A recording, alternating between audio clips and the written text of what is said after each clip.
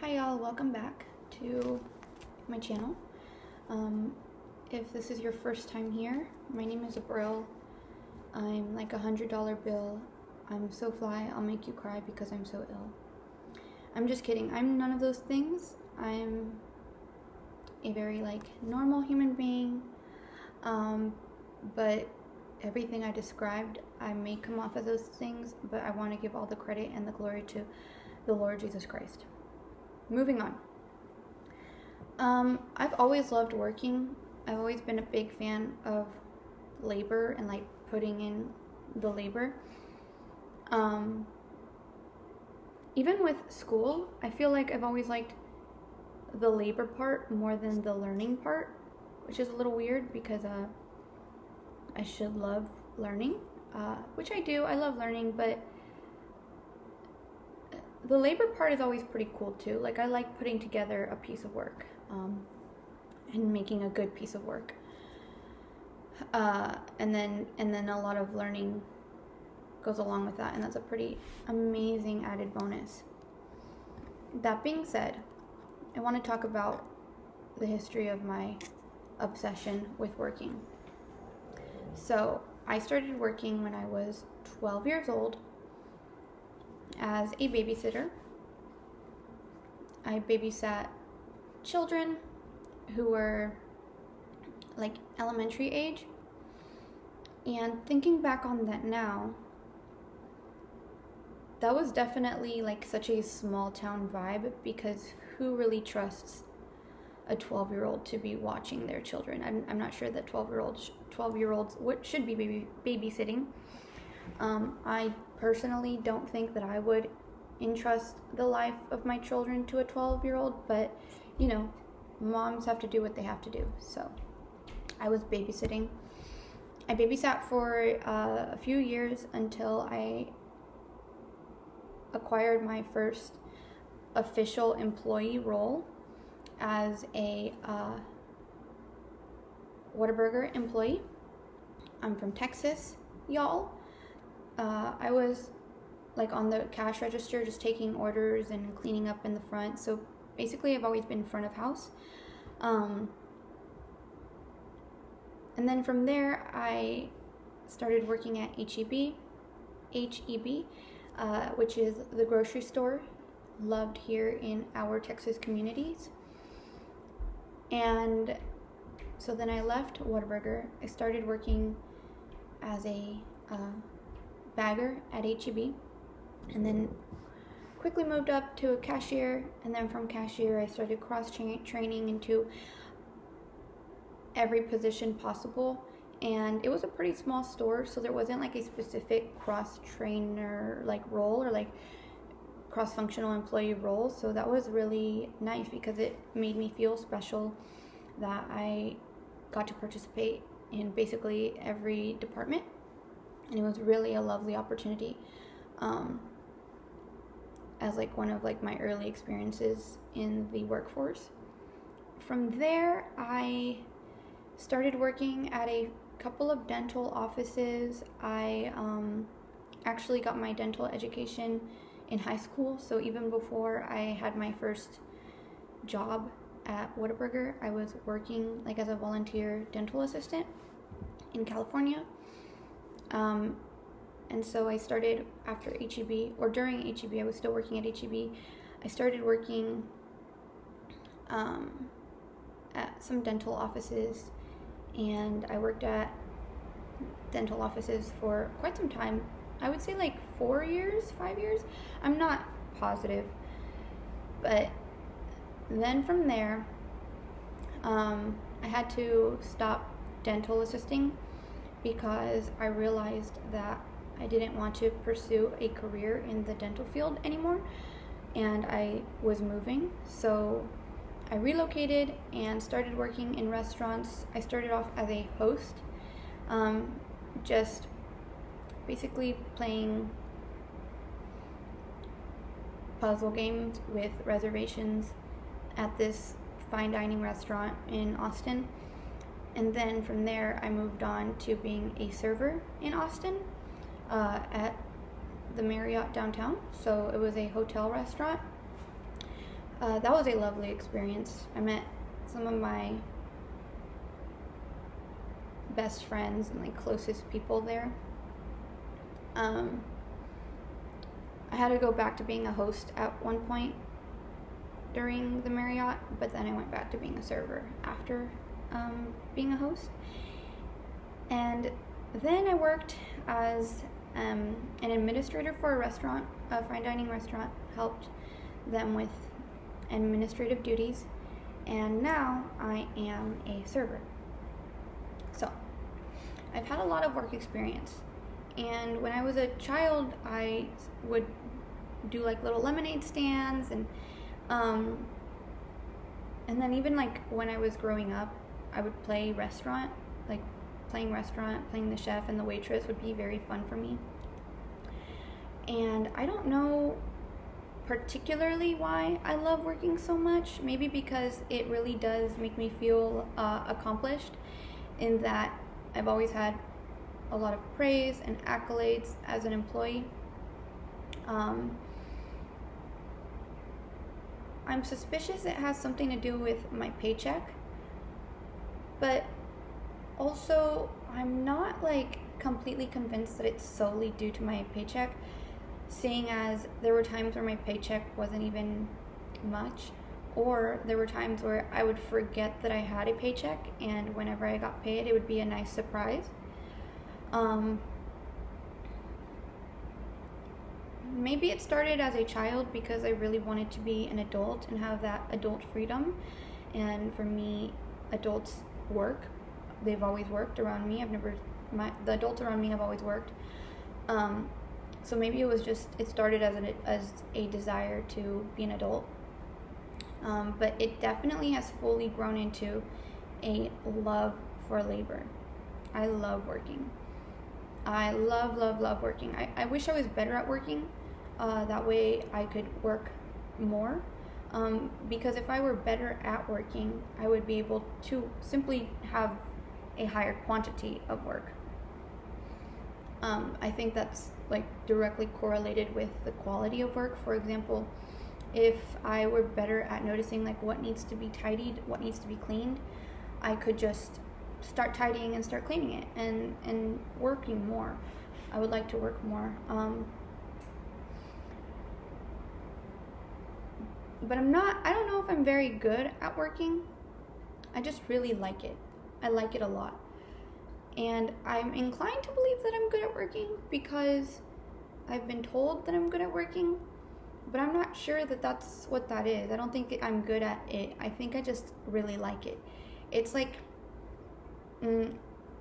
whenever you really like to do something, and so because of that, your passion kind of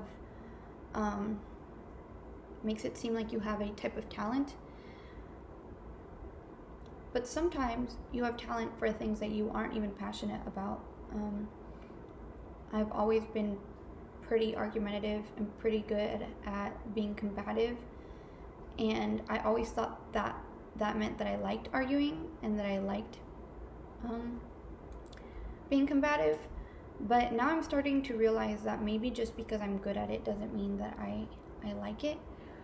Or when it comes to art, I've always loved drawing and art, but I'm not necessarily great at it. I'm a decent artist, but there's definitely plenty of room for improvement. And so this really does circle around to work and being an employee. I definitely love it, but I'm not greatly positive that I'm very good at it. And that's okay. That's really fine. I will obviously improve, and plus I've had so many years in the workforce for experience, so that way I know in what areas I need to improve. So that's definitely an added bonus. But I really like getting into it. Like whenever I'm working hard and I'm putting in a lot of effort, I really love that. I love that feeling of just putting in a bunch of effort, even if it's demoralizing because you're not seeing the results you want to see. Like when I was learning to surf, I would get back on the board and I would just immediately wipe out. Like there was no popping up. None of that. No popping up. But I kept on going and I kept on pushing myself, and I really appreciated the process of failing ultimately. And so this is all to say that I think I am failing as an employee. Right? In college, they teach you how to be a leader. But what they don't really teach you is how to be an employee. They teach you kind of how to do work, obviously. Like they teach you about accounts receivable and about balance sheets and about analytical thinking and writing. Like they teach you how to work, but how to be like submissive is not necessarily something that they teach you in college. More leadership skills, I would say, is something that they try to just instill within the students, at least at the university that I go to. And so as an employee right now, I think I'm failing upwards. Have you ever like tripped running upstairs and you tripped and you still kind of went up because like, you know, you're falling, but you were going up, so momentum? That's how I feel currently as an employee. I feel like I'm falling, but since I have so much momentum upwards, I'm falling upwards. And it's really a difficult landscape to navigate, especially as I move forward into my career. And I have to figure out what that is going to mean for me and what type of impact I want to have on the world and around my community. I'm not even sure that y'all can hear me great. Hello. I probably need to get a microphone. But anyway, yeah. I love working. I love laboring. Learning is definitely something that I think that the work that it takes to learn is more rewarding for me than the process of becoming educated. I like the thought that when I'm studying, I'm putting in the work. That's what keeps me motivated. Studying doesn't necessarily keep me motivated because I'll be able to balance a balance sheet, or I'll be able to tell you what the argument is. Those are not really my main motivations for studying. My main motivation for studying is definitely feeling like I'm putting in the work. And I wonder if like I need a mindset shift if I am to contribute positively to society in the way that I want.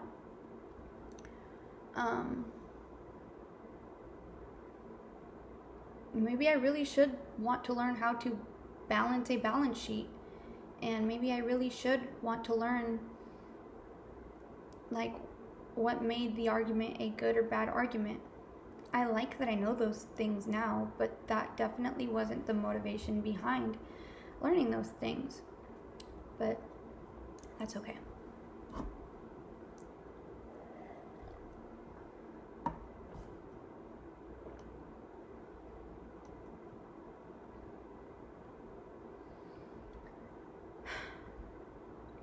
Also, just because I like to work doesn't mean that I don't experience burnout. I definitely experience burnout. And it's because I work so much. And I work so much because I like working. And so I'm doing this thing that I'm passionate about, which is working hard. But working hard is a lot of hard work. So it definitely has an impact on my physical well-being as well as my mental well-being. And a person can only take so much prolonged pressure before they begin to falter or crack. And so just because I appreciate working and I like working and I like putting in the effort doesn't mean that I don't experience moments of burnout, and that's the real cognitive dissonance. That's where the cognitive dissonance kicks in tenfold. It is really unsettling and uncomfortable that something that you're passionate about can wear you out. It makes me, as a young professional, very concerned for the future. It makes me concerned that the future is going to be, frankly, more than I could possibly expect it to be. Right? It's like a toxic, or yeah, I'll say toxic, but not necessarily even toxic relationship where you love the person you're in a relationship with, but being in a relationship with them still really wears you down. It's pretty similar to that. And so I really love working, but I'm not positive that I have a strategy for the future that's going to work greatly.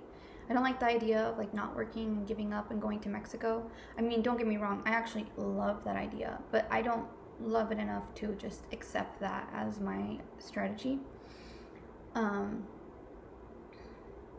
But that's exactly what I mean. Like, even though I love working, I still feel like sometimes it might just be best if I just retire already, since I feel like I've been working for so long.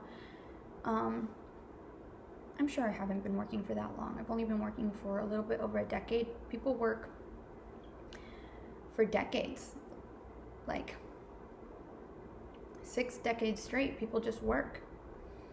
And I've barely been working for a decade, and I'm already starting to kind of question whether working so much is for me. But that's okay. I like working, and I really look forward to continue working, and I look forward to the impact that is like possible within my life and within the lives of those around me. Yeah. So anyway, thanks for listening to this. It's been a long video. So if you have any advice on maybe how to stop loving working, or maybe how to love working but not succumbing to burnout from your love of work. Maybe it's the line of work that I'm in. Maybe it's, I don't know what it is, but I love it. I'm not saying that I don't. I look forward to going every single day. But it is a weird cognitive dissonance, because I really do fully consciously believe that I love to work hard. And that's why I want to do the more ambitious endeavors, because that's going to take the harder work. But then the thought of burning out because of that, and then not being able to work long term because of that, is pretty intimidating, which I don't appreciate. But I'm sure I'll figure it out. I've gotten this far, and I still have a lot of energy.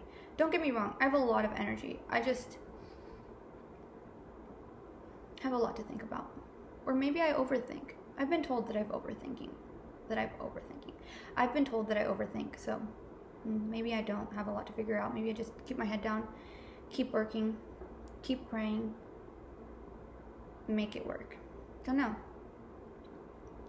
That's okay. Thank you for watching this video. Like I said, leave a comment if you relate to anything I said, if you can empathize with anything I said. I love you all, and I hope you have a nice day.